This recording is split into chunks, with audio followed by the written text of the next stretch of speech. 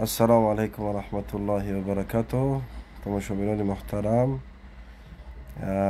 قرآن ها برای تحفه، یعنی کسانی که برای نزدیکان، برای دوستان، برای همسر، برای مادر میخواهند تحفه کنند، قرآن بهترین و زیباترین نمود قرآن ها هسته.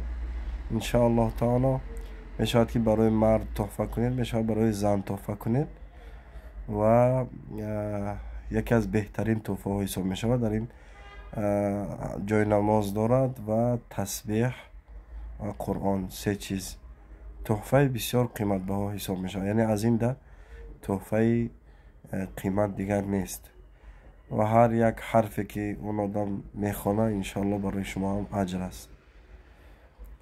خب باقی برای نرخ، برای روان کردن به همه شهرهای روسیه، روان کردن به تاجیکستان، انشالله با رقم هایی که در روی همین ویدیو میبینید علاقه میکنید، انشاءالله تعالی ما مفصل تر انشاءالله تعالی که به شما میفهمونیم. باقی در امان الله باشید. الله متعال همه ما شما را نگهبان باشد. السلام علیکم و رحمت الله و برکاته.